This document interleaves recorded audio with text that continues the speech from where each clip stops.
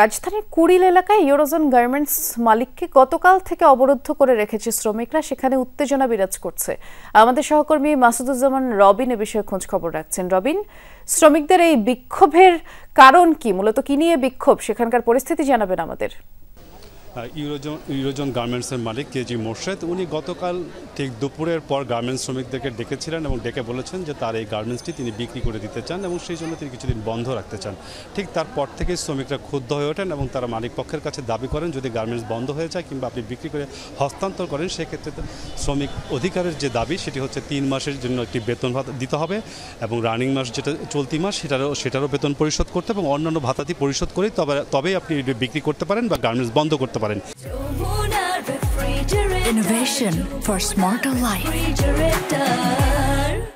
এরই মালিক পক্ষের সাথে মূলত বাকবিতণ্ডা হয়েছিল এবং তারপর থেকে গার্মেন্টস শ্রমিকরা কারখানার ভেতরে অবস্থান নিয়েছেন এবং কিছু শ্রমিক বাইরে অবস্থান নিয়েছেন এবং তারপর থেকে ঠিক গতকাল দুপুরের পর থেকেই কিছু শ্রমিকও যেমন গার্মেন্টসের ভেতরে অবস্থান করছেন এবং মালিক যে কেজি মোর্শেদ আছেন তিনিও গার্মেন্টসে তাকে অবরুদ্ধ করে রাখা হয়েছে।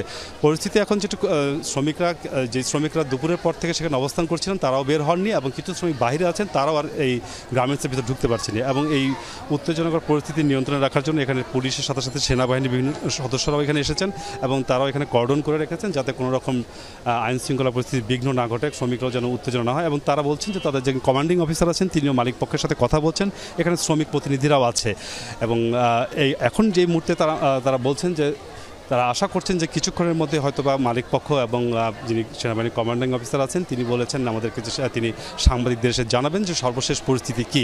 তবে এখানে যারা শ্রমিক আছেন তারা কিন্তু আমাদের কাছে বলেছেন যে যতক্ষণ পর্যন্ত তাদের ন্যায্য অধিকার আদায় না হবে ততক্ষণ পর্যন্ত তারা মালিককে অবরুদ্ধ করে রাখবেন এবং গার্মেন্টসের সামনেই অবস্থান নেবেন। তবে তারা কিন্তু মহাসড়কে অবস্থান নেননি, মহাসড়কে গাড়ি চলছে।